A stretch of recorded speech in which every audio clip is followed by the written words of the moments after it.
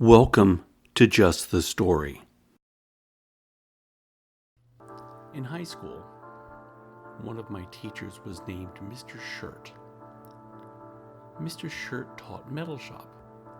He seemed a very small man who shuffled around the metal shop. He spoke with a very quiet voice that never seemed to get above a whisper. I only took one semester with him, but I remember I seemed to tower over him.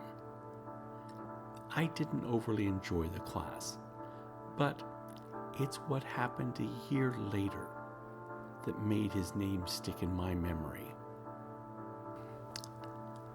The metal shop was a maze of desks and benches and things left over from other shops that needed to be put somewhere, so they were put here. There were drawers that held all things pneumatic and coffee cans full of bolts and washers from vehicles that time had forgotten. At the end of one of the hallways was a large empty wardrobe-like cabinet. I was told that it was for storing the shop vac, although I never did see a shop vac anywhere on the premises. I did know its alternative use. It was a place where freshmen were stored by seniors. If you were lucky, you just got shoved in.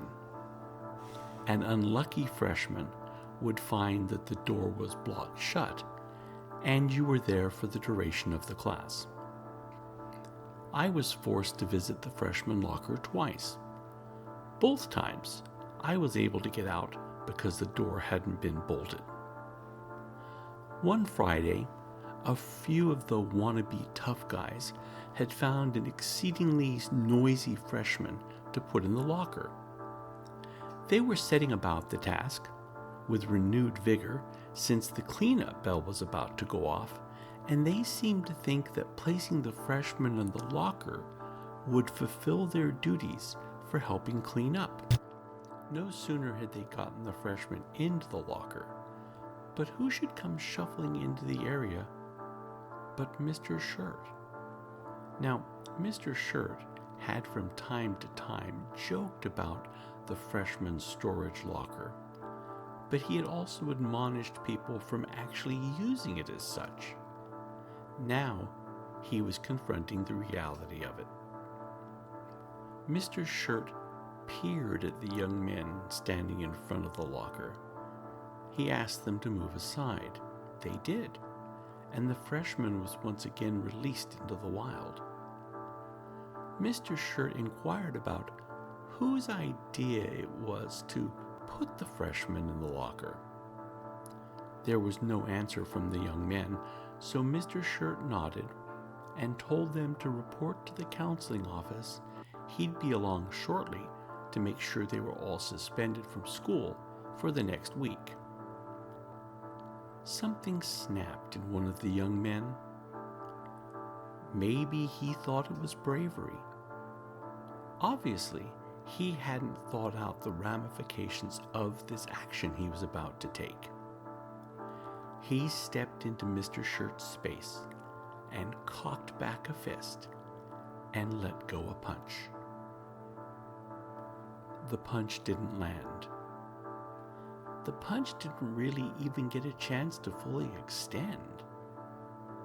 The young man found himself on the floor, and Mr. Shirt had control of the man's hand, holding him in what would later be known as a compliance grip. I don't remember what happened to the young men, but I do know what happened to Mr. Shirt. It was discovered that he had spent a number of years in the military as a member of the Special Forces.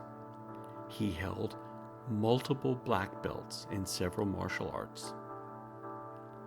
From that day forward, Mr. Shirt never needed to ask twice for volunteers for cleaning projects or any help in the metal shop.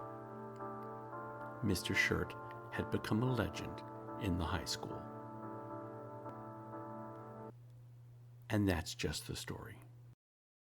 Hi, I'm DM Fitzgerald. I'm the creator of Just the Story.